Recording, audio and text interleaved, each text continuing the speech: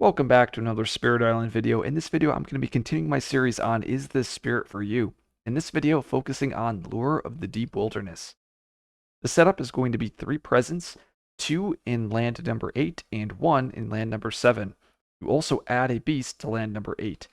The playstyle states, very focused on the interior. Its best options for coastal lands are draw the invaders inland or turn the buildings into explorers, then draw them inland. Likes the interior to be dangerous, full of badlands, beasts, seas, and wilds, ideally where its presence are at. Has a better than average potential for containing invaders and setting up a zone safe for explorers, but the coasts may get messy while doing so. It is a moderate complex spirit, and here's the summary of powers. It has pretty high offense, control, fear, a little bit of defense, and no utility. And it does use badlands, wilds, beasts, and disease. I'm not sure about the utility. I feel like it has plenty of utility cards, like Badlands, as well as adding Wilds and Disease, so I don't know why this is so low. I also don't know why defense is so high, but yeah, I don't understand that. I'm looking at the special rules. You have 2. The first one says that the presence that you place or have on the board can never be in coasts, so they have to be in inland lands.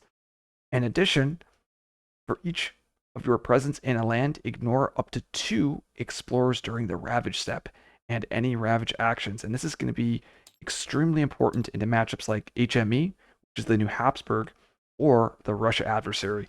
And Lure is probably, a lot of players say it's the best spirit into Russia. I disagree with that. I do think it's one of the best spirits. Like, it's not the best, but I would say it's like top 5 or top 6.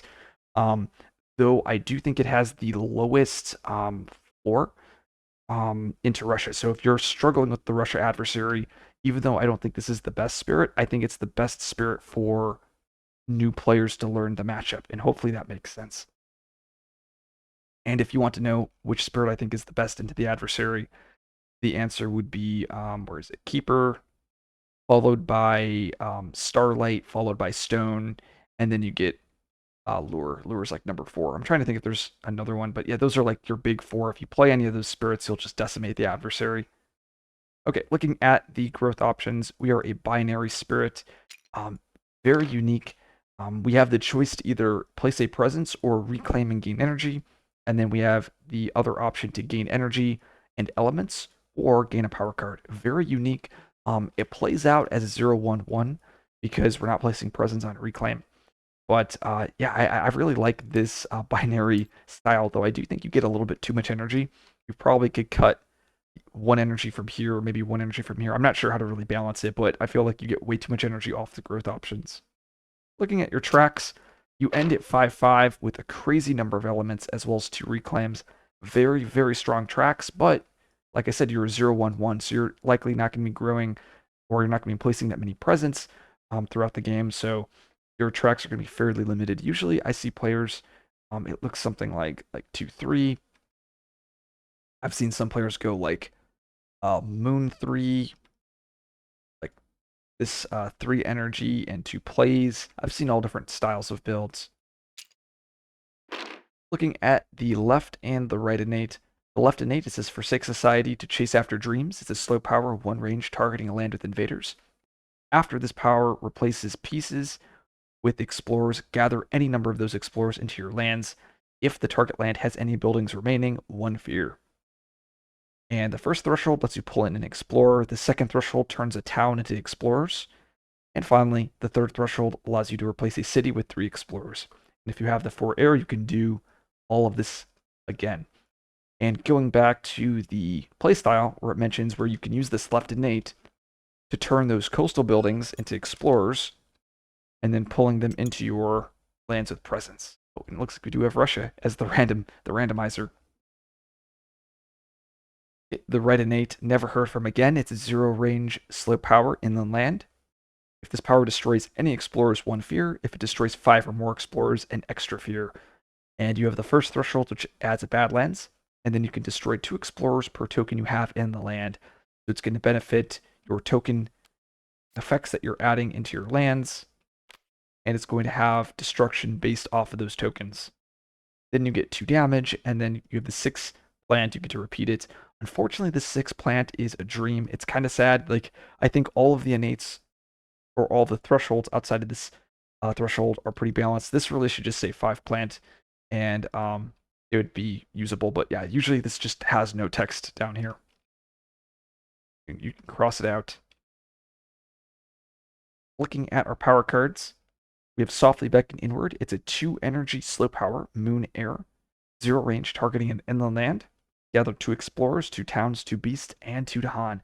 This card is really, really strong, and one of the reasons why Lure has these very big power spike turns, because this allows you to stop multiple builds, multiple ravages, lets you reposition beasts, Dahan. It's just everything you want to be doing. Swallowed by the Wilderness is a 1 energy fast, fire, air, plant, animal, 0 range inland, 2 fear, and then 1 damage per token. A lot of times it's 5 damage. This card is also really strong, and these 2 cards are one of the reasons why Lure is just a very, very powerful spirit. Gather everything into a single land, and then for 1 energy, do 5 damage in the fast, which is pretty absurd. Gift of the Untamed Wild is a 0 energy moon, fire, air, plant. Target a spirit. That spirit may either add a wilds or replace a presence with a disease. And finally, Perils.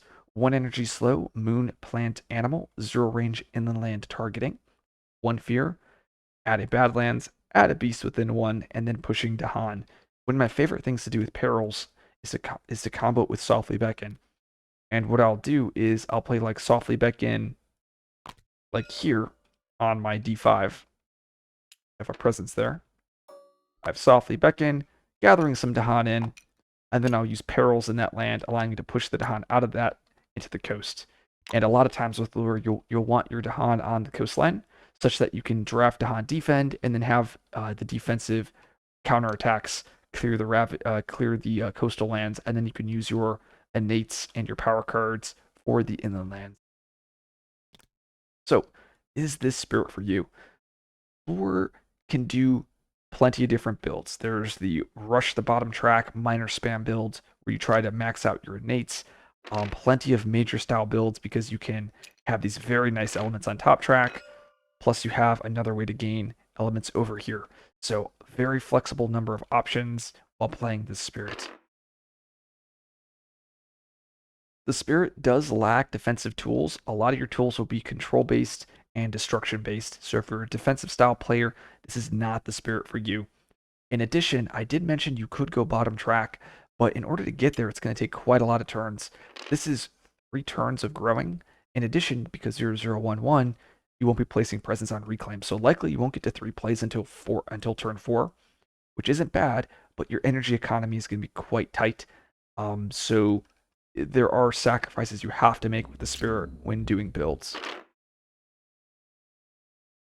A lot of this spirit's power level is going to come down to how often you play Softly Beckon and Swallowed, because both of these cards are really powerful at disrupting the invaders. And this is also one of the reasons why you don't see me playing the spirit much on the channel. I don't really like the spirit. I don't find what it's doing to be interesting. I find myself just relying too heavily on these cards to clear the invaders. And that's just why I don't play it as often. Now, the Nature Incarnate expansion has given us a new aspect for Lure, and it's an Incarnate aspect called Lair, and it's going to replace that left innate here. And it says, put your Incarnate in an inland land on your starting board. You don't get to place your 3 starting presents.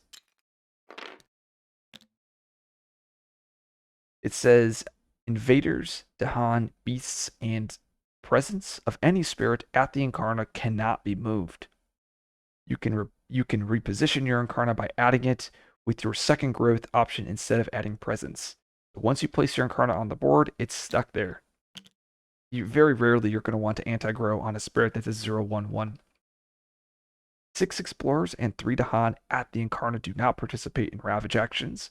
And then you have this fast power. It's a fast power, targets your Incarna for every 3 explorers and Dahan downgrade a different town or city. If you have the second threshold, you may gather stuff into the Incarna. And then if you have the final threshold, you can gather more stuff into the Incarna, but this can be at a increased range because of the air. is this spirit for you? Is the lair for you? It's going to play very similar to base lure. So if you like playing base lure, you might want to play lair because it's not going to shift or not. It's not going to change up the playstyle that much. It does have quite a large emphasis on the Incarna because everything is occurring in the Incarna. But overall, I just find it to be less interesting than base lore. And that's because, like I said, everything is going to be focused on this Incarna. And while base lure, you can kind of focus things on all of your different presents. Maybe you might gather stuff into this land, and then you might gather stuff into a different land. And that's one of the things that I like about lure. Because you lack all those starting presents, and because you have this innate here, a lot of your actions are going to just be tied straight to that one land. So it is on theme. It's just you have to be aware that that your whole game will be based around this Incarna. In addition, I forgot to mention, you actually lose this Explorer Ignore during Ravage actions, and that's very, very, it matters a lot. Overall, I don't like Lair, but I also don't like Lure, so this is not an aspect for me. But like I said, it's going to be very similar to base Lure. If you like this video, like, subscribe for more content. I will see you guys in the next video.